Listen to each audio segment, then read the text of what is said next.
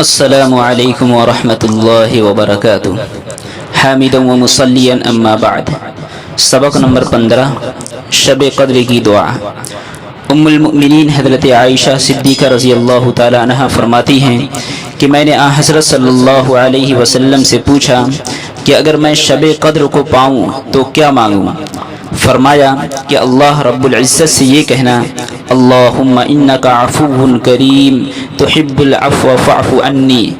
ترجمہ، یا اللہ آپ بہت معاف کرنے والے ہیں اور معاف کرنے کو پسند فرماتے ہیں، یا اللہ مجھے بھی معاف کر دیجیے۔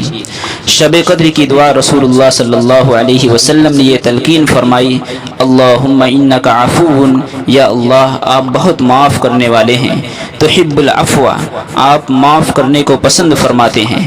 مخلوق انتقام لینا چاہتی ہے اور انتقام کو پسند کرتی ہے، لیکن یا اللہ آپ انتقام لینے کے بجائے معاف کرنے کو پسند فرماتے ہیں۔ فاعف عنی، پس مجھے بھی معاف فرما دیجیے۔ اللہ تعالی ہم سب کو معاف فرمائے۔ بے شک اگر یہ دعا قبول ہو گئی، اور یقیناً قبول ہوگی بشرطے کی اخلاص سے مانگی ہو، تو یقین رکھیے کہ بیڑا پار ہو گیا۔ وہ کریم آقا ایک بار معاف کر دینے کے بعد دوبارہ نہیں پکڑتے۔ پس جس خوش بخت کو شب قدر میں یہ دعا مانگنے کی توفیق ہو گئی، اس کا مقدر قابل رشک ہے۔ اس مبارک تذکرے کو حضرت صلی اللہ علیہ وسلم کے ایک ارشاد گرامی پر ختم کرتا ہوں۔ إذا كان ليلة القدر نزل جبريل عليه السلام في كبكبة من الملائكة يصلون على كل عبد قائم أو قائد يذكر الله عز وجل، فإذا كان يوم عيدهم يعني يوم فطرهم باها بهم ملائكته، فقال يا ملائكتي ما جزاء أجير وفى عمله؟ قالوا ربنا جزاؤه أن يوفى أجره.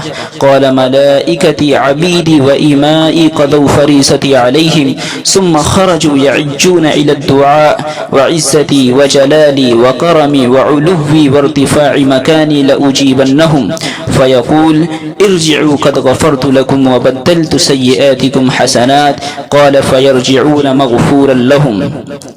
ترجمہ، حضرت انس رضی اللہ تعالی عنہ فرماتے ہیں کہ حضرت صلی اللہ علیہ وسلم نے فرمایا کہ جب شب قدر آتی ہے تو جبریل علیہ السلام ملائکہ کی ایک جماعت کے ساتھ نازل ہوتے ہیں، اور ہر بندے کو جو کھڑا یا بیٹھا ہو اللہ تعالیٰ کا ذکر کر رہا ہو سلام کہتے ہیں اور اس کے لیے دعا کرتے ہیں۔ پس جب رمضان شریف گزرنے پر عید کا دن آتا ہے تو اللہ تعالیٰ فرشتوں کے سامنے اپنے بندوں پر فخر فرماتے ہیں اور کہتے ہیں کہ اے میرے فرشتوں، اس مزدور کا کیا بدلہ ہے جس نے اپنا کام پورا ادا کر دیا ہو؟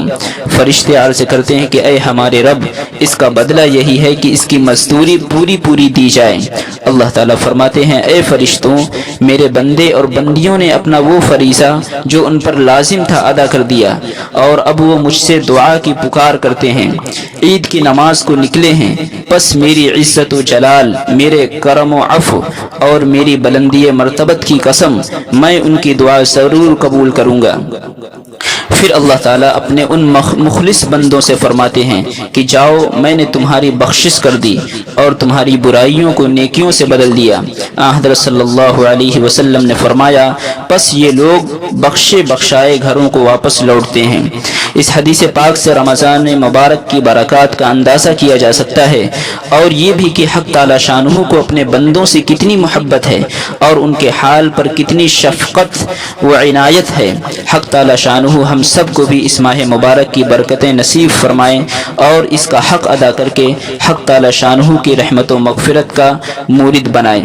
وآخر الدعوانا الحمدللہ رب العالمین۔ اسی طرح کی اچھی ویڈیو پانے کے لیے ہمارے چینل کو لائک، کمنٹ، شیئر کریں۔ جزاک اللہ خیرہ۔